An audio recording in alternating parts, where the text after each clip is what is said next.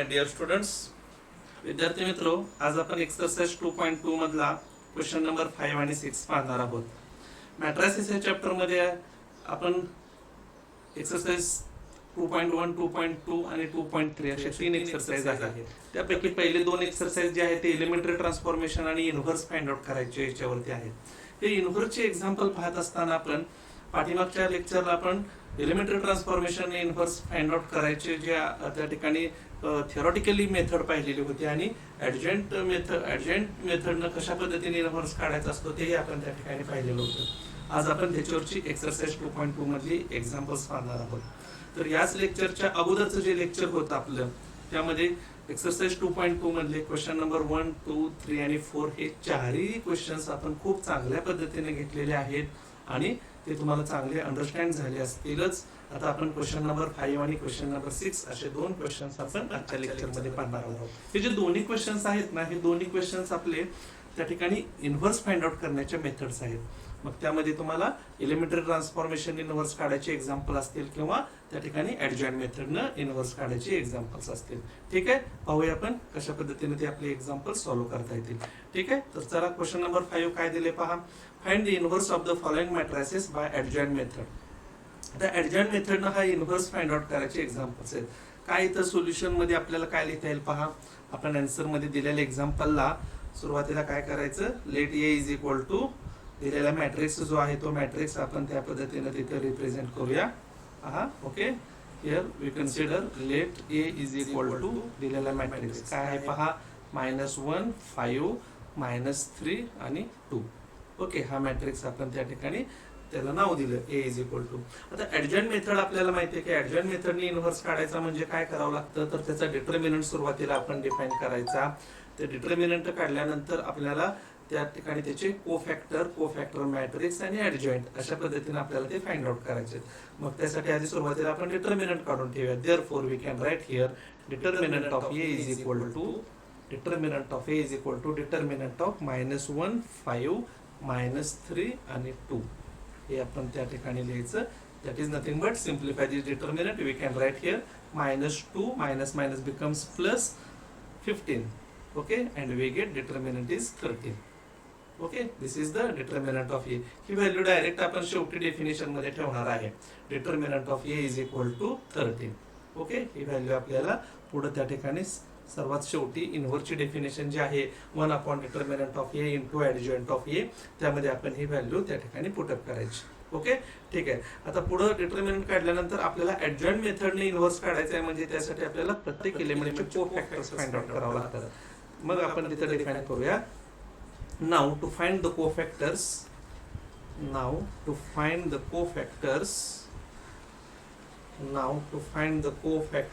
we have okay, प्रत्येक एलिमेंटचा कोफॅक्टर find out करूया आपण. पहिला एलिमेंट A11 आहे.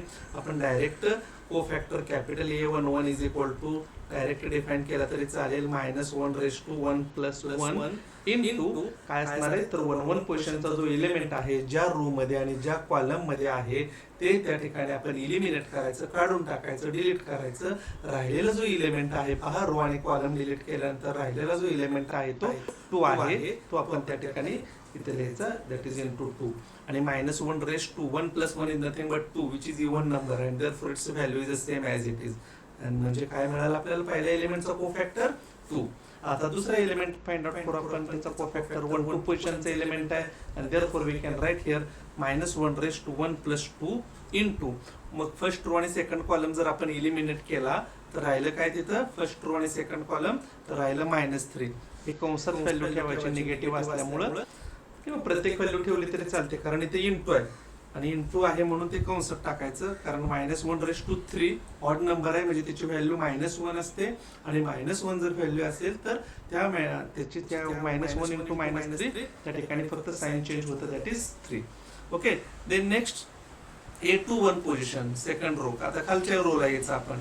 21 पोझिशनचा एलिमेंट -1/2 + 1 इंटू पहा सेकंड रो आणि फर्स्ट कॉलम जर इलिमिनेट केला सेकंड रो आणि फर्स्ट कॉलम जर इलिमिनेट केला तर काय राहते तिथं 5 and therefore we get here -5 because 2 plus 1 is 3 which is odd number and therefore we change the sign of 5 that is -5 and last element is A22 that is second row and second column we get -1 raised to 2 plus 2 into second row second column eliminate केल्यावर राहिलं -1 and that is equal to इथं 2 plus 2 that is 4 आहे even number आहे त्यामुळे ते आहे अशीच value राहते. तुम्हाला माहिती आहे इवन नंबर असेल तर मायनॉर आणि कोफॅक्टर सेम राहतात आणि ऑड नंबर जर त्या पोझिशनची ऍडिशन जर ऑड येत असेल तर फक्त साइन चेंज होतं. तर या पद्धतीने आपण चारही कोफॅक्टर आपण फाइंड आउट केले. आता त्याचा कोफॅक्टर मॅट्रिक्स लिहूया की जो तुम्हाला आता स्क्वेअर ब्रॅकेटमध्ये AIJ ने डिफाइन केला जातो. AIJ is equal to matrix म्हणजे पहिले दोन एलिमेंट म्हणजे पहिला रो असतो, दुसरे दोन एलिमेंट म्हणजे दुसरा रो असतो. म्हणजे काय लिहायचं इथं 2 3 त्यानंतर -5 आणि -1.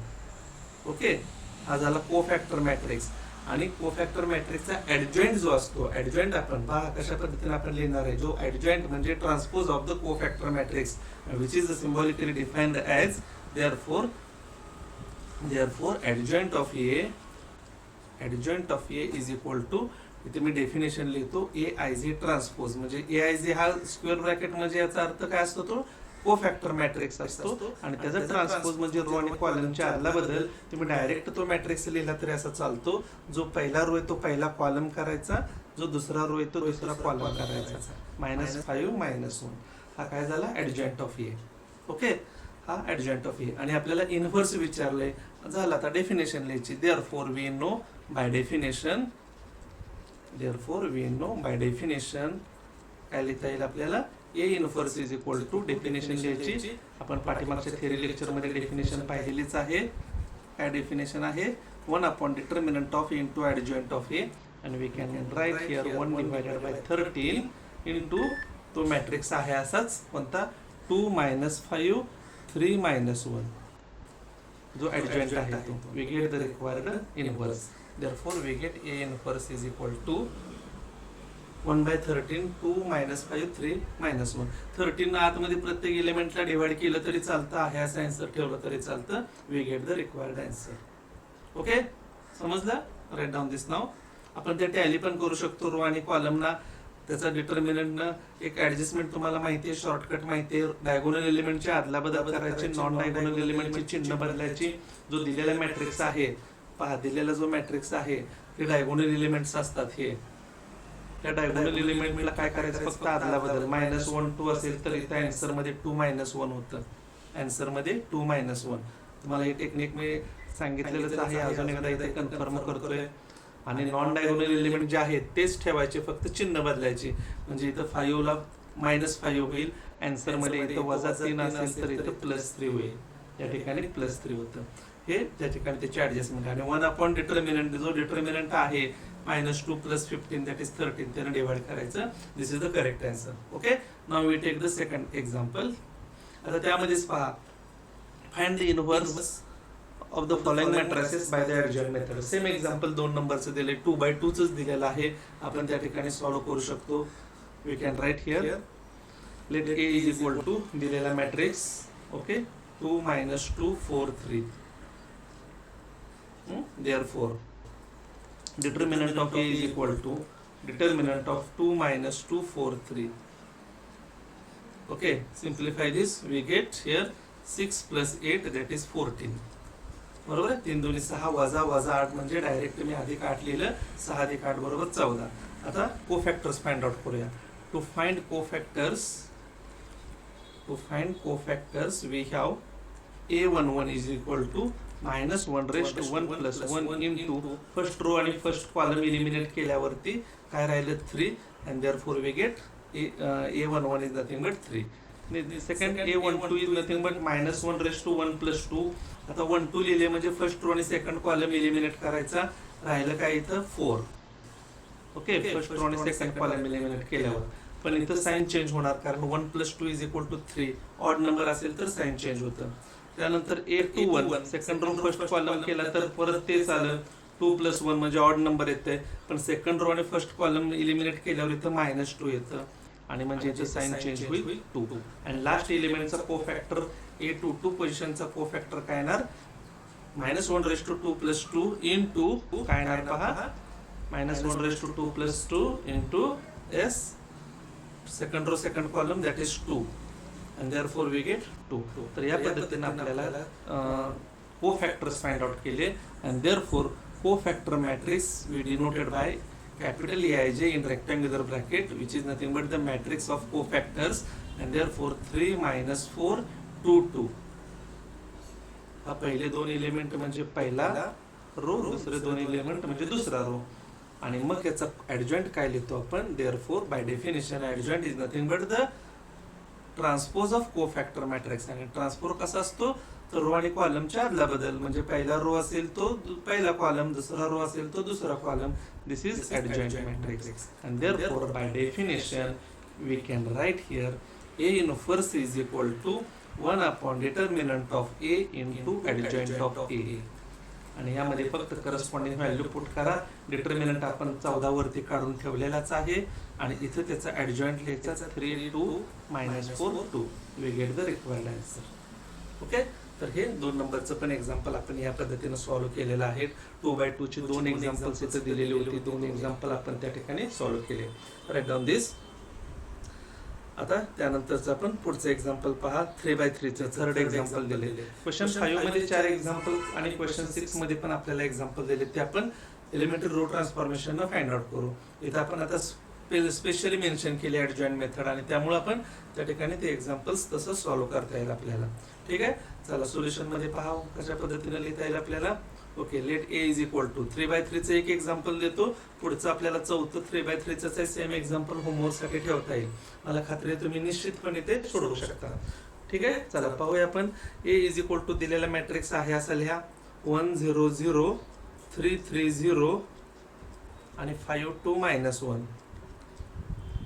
5 2 - 1 आता इथे 9 एलिमेंट्स आहेत 9 एलिमेंटचे कोफॅक्टर आपण फाइंड आउट करायचे ओळीनं आधी त्याचा डिटर्मिनंट फाइंड आउट करूया कारण ती व्हॅल्यू आपल्याला हा डिटर्मिनंट जे आहे ना कोफॅक्टर फाइंड आउट केल्यावर शेवटी जरी आपण त्या ठिकाणी डिटर्मिनंट फाइंड आउट केला तरी चालतो किंवा आता जरी आपण सुरुवातीला फाइंड आउट केलं तरी ते कारण व्हॅल्यू आपल्याला ती ठेवायची शेवटीच आहे त्यामुळे ते सेकंड लास्ट स्टेपला जरी फाइंड आउट केलं तरी चालेल किंवा ह्या पद्धतीनं आधी सुरुवातीलाच त्या ठिकाणी डिटर्मिनंट फाइंड आउट करून जरी आपण ठेवला तरी काही प्रॉब्लेम येणार नाही डिटर्मिनंट कसा सॉल्व्ह करायचा तुम्हाला माहितीच आहे 1 into bracket -3 - 0 that is -3 -0 plus 0 into something 0 plus 0 into something 0 and therefore we get determinant is -3 okay तर ही व्हॅल्यू आपल्याला शेवटी डेफिनेशन मध्ये ठेवायची आहे determinant of A is equal to -3 ठीक आहे आता आपण काय करूया कोफॅक्टर्स फाइंड आउट करू now to find cofactors now to find cofactors we have to find cofactors आता ओळीने आपण कोफॅक्टर फाइंड आउट करूया A11 is equal to -1/1 + 1 into आता फर्स्ट रो आणि फर्स्ट कॉलम इलिमिनेट केल्यावर राहिलेला जो मॅट्रिक्स आहे त्याचा डिटर्मिनंट राहिलेले जे एलिमेंट्स आहेत 4 एलिमेंट राहतात पहा पहिला रो आणि पहिला कॉलम जर आपण इलिमिनेट केला पहिला रो पहिला कॉलम तर राहिलेले जे 4 एलिमेंटचा डिटर्मिनंट घेतला तर -3 - 0 येईल -3 - 0 म्हणजेच -3 ओके हा झाला पहिल्या एलिमेंटचा कोफॅक्टर आता दुसऱ्या एलिमेंटचा -1/1 + 2 आता 1 2 क्वेश्चनचा एलिमेंट आपण त्या ठिकाणी इरेज करायचा किंवा व्हॅनिश करायचा इलिमिनेट करायचा फर्स्ट रो आणि सेकंड कॉलम तुमच्या समोर आहे पहा फर्स्ट रो आणि सेकंड कॉलमच्या पोझिशनचा एलिमेंट जर आपण त्या ठिकाणी इलिमिनेट केला डिलीट केला तर काय येणार आहे कुठले एलिमेंट राहतात 3 0 5 -1 म्हणजेच -3 - 0 म्हणजे ब्रॅकेट मध्ये आपल्याला काय लिहिता येईल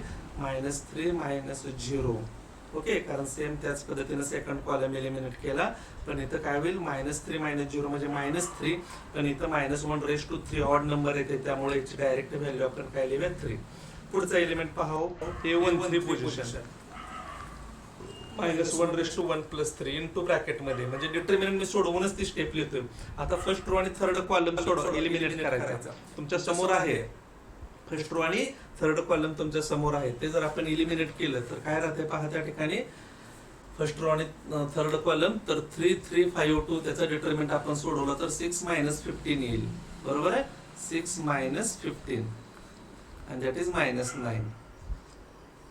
A13 पोझिशनचं एलिमेंट फर्स्ट रो आणि थर्ड कॉलम एलिमिनेट केल्यावर 3 3 5 2 3 2 6 वजा 15 म्हणजे -9.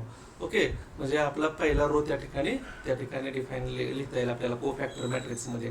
पुन्हा अजून आता आपल्याला काय करता येईल, पुढचा रो आता पुढच्या एलिमेंटला येऊया. A21 पोझिशनचं एलिमेंट -1 + 1 इंटू काय लिहिता येईल पहा, सेकंड रो आणि फर्स्ट कॉलम त्या ठिकाणी आपण इलिमिनेट करायचा. सेकंड रो आणि फर्स्ट कॉलम फर्स्ट कॉलम केल्यावर 0 0 2 -1 म्हणजे 0 - 0 that is 0. 0 - 0 which is nothing but 0. 2 1 position आपण इलिमिनेट केल्यामुळं 2 0 आले वरती आणि त्यामुळे ते 0 येईल.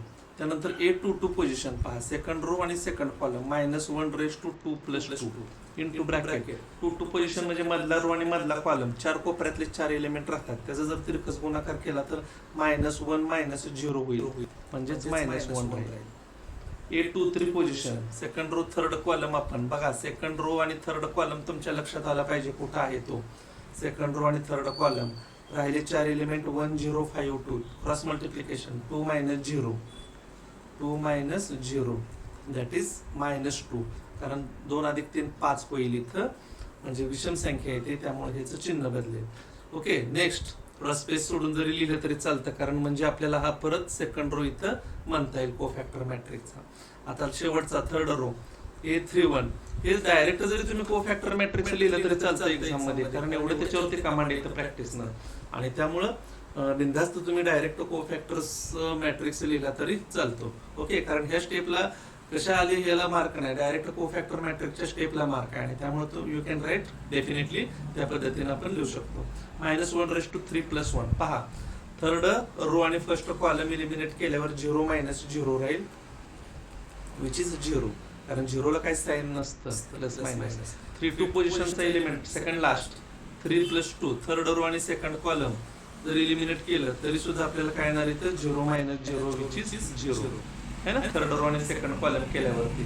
आणि शेवटचा last element A33 third row third column that is -1 + 3 + 3 into third row third column 3 - 0 and that is 3. कारण इथं साइन 3 राहील, कारण इथं 3 + 3 = 6. म्हणजेच आपल्याला हा कोफॅक्टर मॅट्रिक्सचा हा तिसरा एलिमेंट किंवा तिसरा रो म्हणता येईल. Therefore we can write here cofactor matrix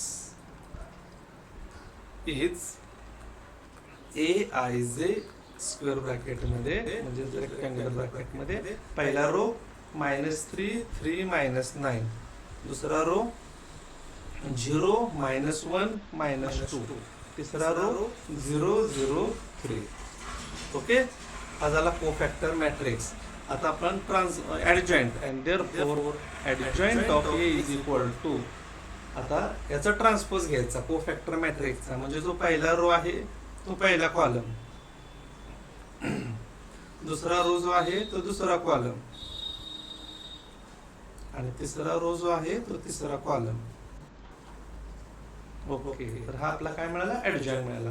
आणि मग डेफिनेशन लिहायची अगदी सिंपल. कम्पॅरेटिव्हली आपल्याला दोन्ही मेथड मध्ये ऍडजॉइंट मेथड ही फार सिंपल आहे, लक्षात येते तुमच्या. रो ट्रान्सफॉर्मेशन किंवा कॉलम ट्रान्सफॉर्मेशनचे एक्झाम्पल सॉल्व्ह करताना प्रत्येक ते ट्रान्सफॉर्मेशन करताना त्या ठिकाणी फार कॉन्सन्ट्रेशन करावं लागतं, म्हणजेच तिथं छोटी छोटी कॅल्क्युलेशन असतात. मेथड सोपी आहे ती, पण दोन्हीशी कम्पॅरिझन केलं तर जास्त मुलांना ऍडजॉइंट मेथड आवडते. इंटरेस्टिंग मेथड पण आहे ती आणि सिम्पली आहे, काय त्या ठिकाणी प्रॉब्लेम नाही. आणि देअरफॉर बाय डेफिनेशन लिहायला मात्र इथे विसरायचं नाही, 1 determinant of A into adjoint of A. And therefore finally we can write here 1 determinant value आपण काढून ठेवलेली आहे -3 आणि इथं तो adjoint जो आहे वरचा मॅट्रिक्स -3 0 0 3 -1 0 -9 -2 आणि 3. तर हे झालं आपलं फायनल आन्सर.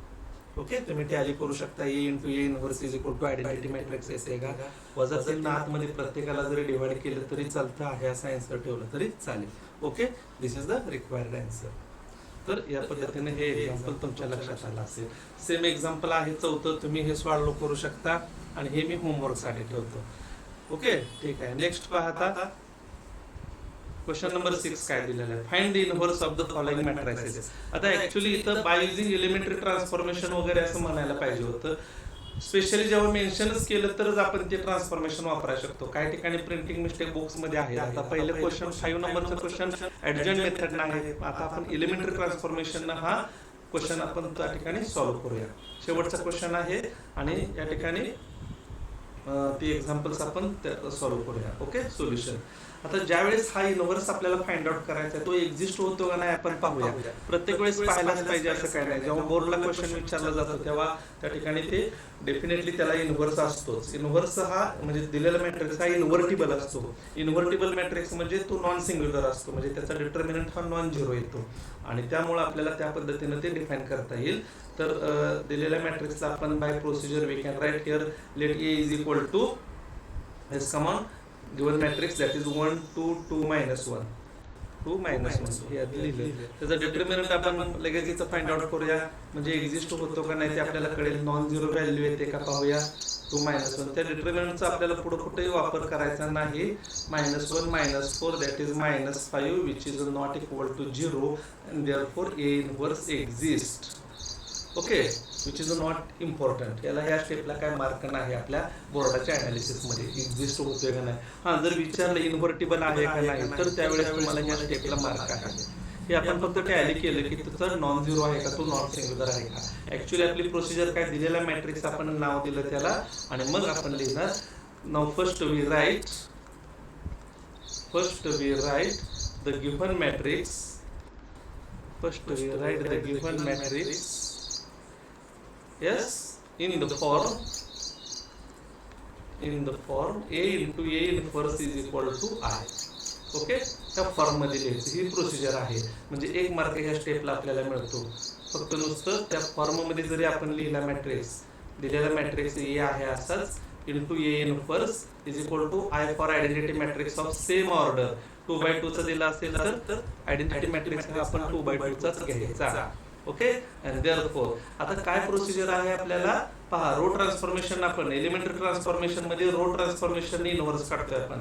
तर हे काढत असताना प्रोसिजर काय आहे, तर हे जो ए मॅट्रिक्स जो आहे त्याला अशा पद्धतीने आपण ट्रान्सफॉर्मेशन यूज करायचे की ह्या मॅट्रिक्स वरती अप्लाय करताना दिलेला ए जो मॅट्रिक्स आहे तो त्याचं कन्व्हर्शन हे आयडेंटिटी मॅट्रिक्स मध्ये करायचं. आणि त्यासाठी मी प्रोसिजर तुम्हाला लिहून दिलेली आहे आणि त्या प्रोसिजर नुसार जर आपण गेलो तर काय करता येईल पहा. तर पहिला जो एलिमेंट आहे तिथं 1 आणायचा. Reduce 1 at the place of A1 already ह्या प्लेसला 1 आलेलाच आहे. आता ह्या 1 च्या सहाय्याने खालचा एलिमेंट आपण 0 करायचा आहे. तो एलिमेंट कोणत्या रो मध्ये, तर सेकंड रो मध्ये आहे. ट्रान्सफॉर्मेशन कसं लिहायचं, तर R2 changes to R2 minus twice R1. Okay R2 minus twice R1 म्हणजे हा एलिमेंट आपल्याला 0 होतो, कारण 2 च्या जागी 0 आणायचं म्हणजे 2 - 2 केल्यावरती 0 येतं. and therefore we can write here. आता चेंज कशात होणार आहे, हा सेकंड रो मध्ये. त्यामुळे फर्स्ट रो दोन्हीकडचे लिहून ठेवले. ओके कारण यामध्ये काही चेंज होणार नाही. हे अनचेंज्ड रो आहे आणि त्यामुळे तो आहे असाच ठेवला. आता सेकंड रो मध्ये चेंज करूया. 2 - 2 0. फर्स्ट रोला 2 न मल्टिप्लाय करायचे पहा. फर्स्ट रोला 2 न मल्टिप्लाय करायचं आणि सेकंड रोच्या करस्पॉन्डिंग एलिमेंट मधून मायनस करायचं. म्हणजे -1 -4 दॅट इज -5. इथं 0 - 2 दॅट इज -2 आणि 1 - 0 1. तर हा जो चेंज आहे तो सायमल्टेनियसली बोथ साइड दोन्ही बाजूला तो चेंज करायचा. जो LHS वर करतो तसाच तो RHS वर करायचा. त्यामुळे RHS चा जो आयडेंटिटी मॅट्रिक्स आहे तो शेवटपर्यंत तो राहणार नाही. तर त्यामध्ये आपण ट्रान्सफॉर्मेशन केल्यामुळे ते एलिमेंट मध्ये बदल होतो. पहा आता 1 इथं आहे, हा 0 आणलेला आहे. आता पुढची स्टेप आपली थर्ड स्टेप अशी असते की reduce 1 at the place of A to 2. हा जो सेकंड रो सेकंड कॉलमचा एलिमेंट आहे -5 त्याच्या जागेला 1 आणायचं. मग आपण ते ट्रान्सफॉर्मेशन कसं लिहायचं, तर तो -5 सेकंड रो मध्ये आहे म्हणून R2 changes to -1/5 into R2. म्हणजे सेकंड रोला -5 ने डिवाइड करा, म्हणजेच -1/5 ने मल्टिप्लाय करा. आणि हे केल्यामुळे काय येणार पहा, पुन्हा चेंज हा सेकंड रो मध्ये होतो. म्हणून मी काय केलं, फर्स्ट रो दोन्ही बाजूचे मी आहे असेच लिहून ठेवले. आणि आता तो चेंज करणार. इथं 0 इथं 1 -5 ने भागायचं म्हणजे 2/5 येईल इथं आणि इथं -1/5 येईल. लक्षात आलं. 2/5 आणि -1/5, कारण त्या ठिकाणी वजा 1/5 न गुणायचं म्हणजेच -5 न डिवाइड करायचं. सगळ्यात सोपं ट्रान्सफॉर्मेशन. जेव्हा बाकीचे एलिमेंट 0 असतील तेव्हा लक्षात ठेवा की त्या ठिकाणी त्याच एलिमेंटनं जर डिवाइड केलं तर तिथं 1 येतं, म्हणजे ते ट्रान्सफॉर्मेशन ह्या पद्धतीनं आपण ते कव्हर करायचं.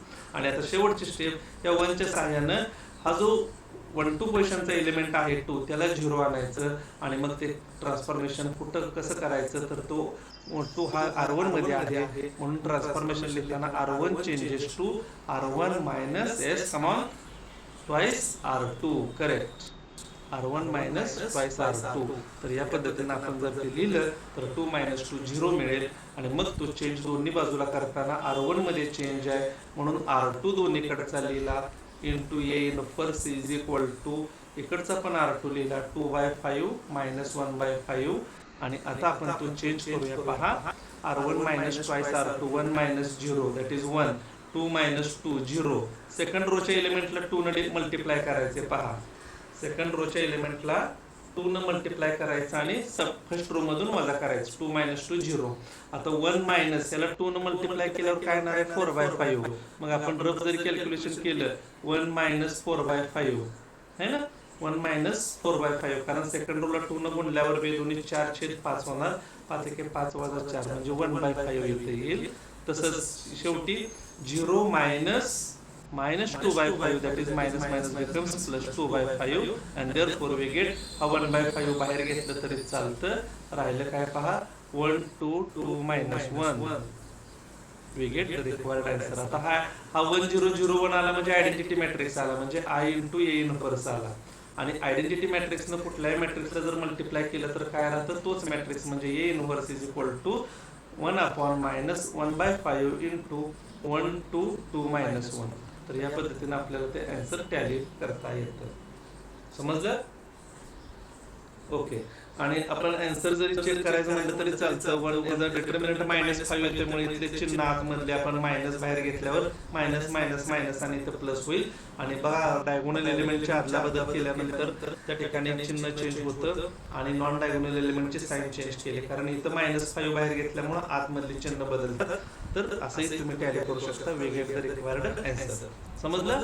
Okay, very good. Write down this. Now take next example. Same example तुम्ही सॉल्व्ह करू शकता. रो ट्रान्सफॉर्मेशन 2/2च आहे, मी सोडवून दिलं तुम्हाला आता. तसंच तुम्ही हे सॉल्व्ह करा. ठीक आहे. आता 3/3 चे एक्झाम्पल 4 दिलेले आहेत, तिसरा आणि चौथं 3/3. यातलं एक सोडवू, शेवटचं एक्झाम्पल एक होमवर्कला राहील आणि त्या ठिकाणी तुम्ही इनव्हर्सचे एक्झाम्पलचं त्या ठिकाणी पूर्णपणे आपला हा एक्सरसाइज कंप्लीट होईल.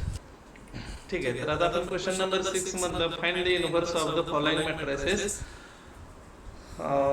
Bye using elementary row transformation ह्या सहाय्याने आपण हे तिसरे एक एक्झाम्पल आता 3/3 चं सॉल्व्ह करूया, कारण ह्या इक्वेशन मध्ये 4 एक्झाम्पल्स आहेत आणि 4 पैकी मी 3 एक्झाम्पल्स तुम्हाला त्या ठिकाणी 4 मधली 2 एक्झाम्पल्स सॉल्व्ह करून देतो. एक 2/2 आणि एक 3/3, म्हणजे चौथे एक्झाम्पल तुम्हाला सॉल्व्ह करता येईल.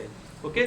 Now we can write here similarly by using row transformation we take here. Wait, yes, okay. Let A is equal to given matrix. Okay, let A is equal to दिलेला जो matrix आहे तो लिहिला आपण 0 1 2 1 2 3 आणि 3 1 1. Okay. Yes. आता काय करता येईल आपल्याला, त्यासाठी आपली नेहमीची step. First we write the given matrix. First we write the given matrix in the form A into A inverse is equal to I. Okay. A into A inverse is equal to I. या form मध्ये फक्त दिलेला matrix जर आपण लिहिला तर त्या ठिकाणी आपल्याला काय मिळेल पहा. A that is given matrix 0 1 2 1 2 3 त्यानंतर 3 1 1. ओके.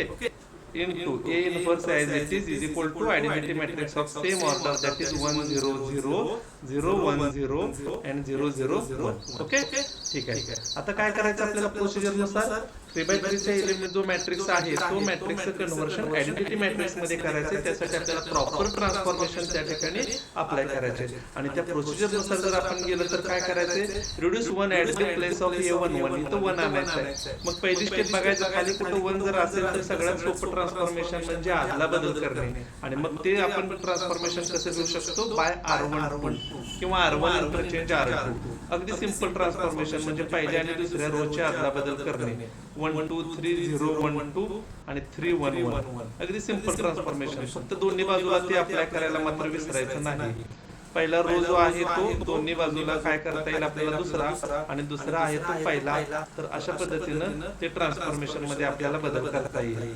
0 0 1. ओके, तिसरा रो आहे असा दोन्हीकडचा. आता पहिल्या ठिकाणी 1 आणलं. ह्या 1 चं काय करायचं, तर ह्या 1 च्या सहाय्याने त्याच्या खालचे दोन्ही एलिमेंट 0 आणायचे. ते एक तर 0 आलेलंच आहे, आता राहिलेला फक्त 0 करायचं आहे 3 च्या जागेला. मग ते 3 कोणत्या रो मध्ये आहे, थर्ड रो मध्ये.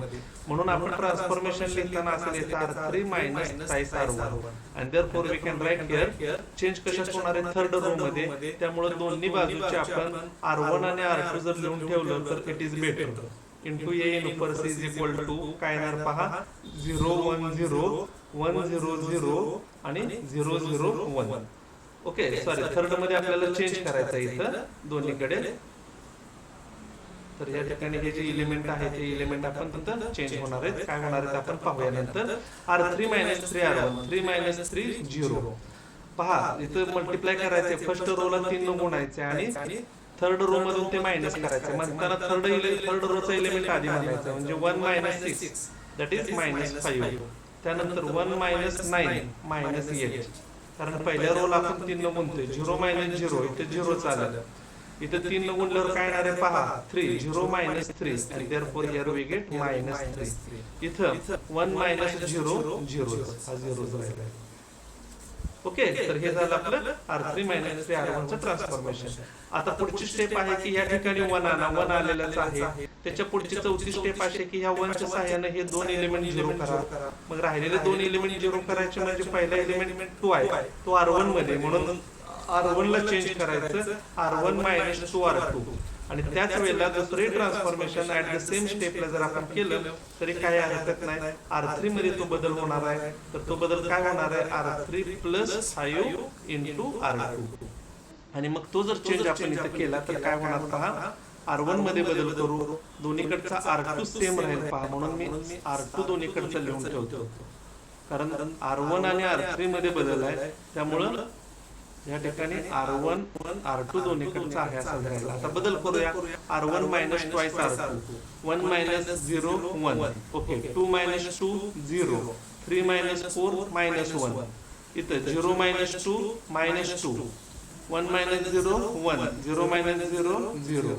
इथं पहा थर्ड रो मध्ये बदल करायचे दोन्हीकडे. 0 प्लस 0 0, कारण R2 ला 5 न गुणायचं आणि R3 च्या एलिमेंट करस्पॉन्डिंग एलिमेंट मध्ये ऍड करायचं.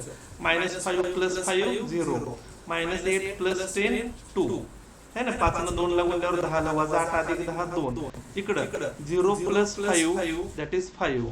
पहा R3 plus 5 R2, minus 3 plus 0 minus 3 आणि 0 प्लस 0 0. ठीक आहे, तर या पद्धतीने ते आपल्याला मिळालं. हा 1 च्या सहाय्याने हे 2 0 केले. आता इथं 2 आहे, A33 पोझिशनला 2 आहे, तर तिथं 1 आणायचं. सगळ्यात सोपं ट्रान्सफॉर्मेशन म्हणजे 1/2 गुणिले R3. बाकीचे एलिमेंट जर 0 असतील तर सोपं ट्रान्सफॉर्मेशन म्हणजे सरळ त्या रोला पूर्ण 2 न डिवाइड करायचं. बाकीचे सर्व रो आहे असे लिहायचे. 0 0 1 तयार झाले तर 2 न मल्टिप्लाय केल्यामुळं इंटू ए इनपर सी इज इक्वल टू. इथं काय होणार पहा, पहिला आणि दुसरा रो तर आहे असं राहील. तिसऱ्या रो मध्ये बदल होणार. 5/2 मायनस 3 ला 2 न डिवाइड केल्यामुळे मायनस 3/2 आणि हा 0. ओके, तर या पद्धतीने आपला तिथं चेंज होणार. बरोबर आहे. आणि आता तो चेंज जो केलेला आहे तो जो आहे 5/2 मायनस 3/2 आणि पुढे काय येईल इथं 0 येईल. ओके, 1/2 R3 केल्यानंतर. कारण इथल्या एलिमेंट मध्ये काय चेंज होते का पहा बघा. इथं वरती R3 मायनस साईज R1 केल्यामुळं R3 मायनस साईज R1 केल्यामुळे हा 1 राहतो. 1 मिनिट, हा 1 तसाच राहील. त्यामुळे इथेही 1 तसाच राहील आणि इथं 2 न डिवाइड केल्यामुळे 1/2. सॉरी, इथं तो थोडंसं मिस्टेक झाली. एखादी चूक जरी झाली तरी लवकर लक्षात येत नाही आणि त्यामुळे मग ते आन्सर त्या ठिकाणी रॉंग होत जातं. आता ह्या 1 च्या सहाय्याने आपल्याला काय करायचंय पहा. इकडं 1 0 0 आहे, 0 1 0 आणि त्या ठिकाणी काय कशा पद्धतीने एलिमेंट आले पहा. 1 इथं 1 0 -1 इथं आपण 0 लिहायचं नाही तर हा -1 एलिमेंट आहे. 0 1 2 सेकंड आहे असं आहे कारण बदल फक्त R3 मध्ये होणार होता. -2 1 0. ओके. आता हे दोन्ही एलिमेंट आपल्याला ह्या 1 च्या सहाय्याने 0 करायचे. आपली लास्ट स्टेप आहे by R1 changes to R1 plus S R3 आणि दुसरी काय ना अँड R3 मध्ये R2 मध्ये बदल करायचा आहे. R2 changes to R2 minus twice R3. तर सायमल्टेनियसली एकाच वेळेला दोन्ही स्टेप आपल्याला करता येतील. इकडं आपला ऑटोमॅटिक आयडेंटिटी मॅट्रिक्स तयार होईल. We can write directly as it is A inverse is equal to. आता उजव्या बाजूचं मात्र व्यवस्थितपणे करा. चेंज R1 आणि R2 मध्ये होणार आहे. R3 आपण आहे असा लिहिलं तरी चालेल. 5/2 3/2 आणि 1/2. आता तो बदल करूया आपण. R1 प्लस R3 -2 प्लस 5/2 साईडला असं रफ कॅल्क्युलेशन केलं तरी चालतं. -2 प्लस 5 डिवायडेड बाय 2 म्हणजे -4 अधिक 5 म्हणजे 1/2. त्यानंतर 1 प्लस पहा R1 प्लस R3 म्हणजे 1 - 3/2 प्लस मायनस मायनस 1 - 3/2 1 - 3/2 म्हणजे -1/2. ओके. त्यानंतर 0 प्लस 1/2 1/2 आहे असंच राहील. आता सेकंड रोचं कॅल्क्युलेशन बघा. थर्ड रोला 2 न गुणायचे. मग थर्ड रोला 2 न जर गुणलं तर सगळे जे डिनॉमिनेटर निघून जातील बघा 2 2. म्हणजे आपल्याला फक्त काय करता येईल R2 मायनस न्यूमरेटरचं एलिमेंट फक्त म्हणजे 1 - 5 दॅट इज -4. 0 -3 दॅट इज +3 है ना. -5 त्यानंतर दॅट इज -4 3 आणि त्यानंतर पुढे काय येणार पहा 0 - 1 दॅट इज -1. आणि मग सगळ्यातून जर आपण आता हा आयडेंटिटी मॅट्रिक्स आला I * A inverse that is A inverse is equal to 1/2 जर सगळ्यातून आपण बाहेर घेतलं तर काय राहील पहा 1 - 1 1. त्यानंतर इथं डबल होईल -8 6 आणि -2 कारण याला डिनॉमिनेटर 2 नाही. आणि त्यानंतर 5 - 3 आणि 1. ओके. म्हणजे 1 - 1 1 त्यानंतर -8 6 आणि -2 5 - 3 1. तर या पद्धतीने हे आपल्याला फायनल आन्सर मिळालं.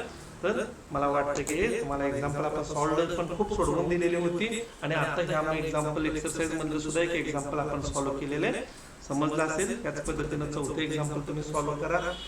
लेक्चर आवडला असेल तर लाईक करा, शेअर करा, सबस्क्राईब केला असेलच तुम्ही, नसेल तर करा आणि काही प्रॉब्लेम असेल तर कमेंट बॉक्समध्ये ते लिहा. ओके. थँक्यू.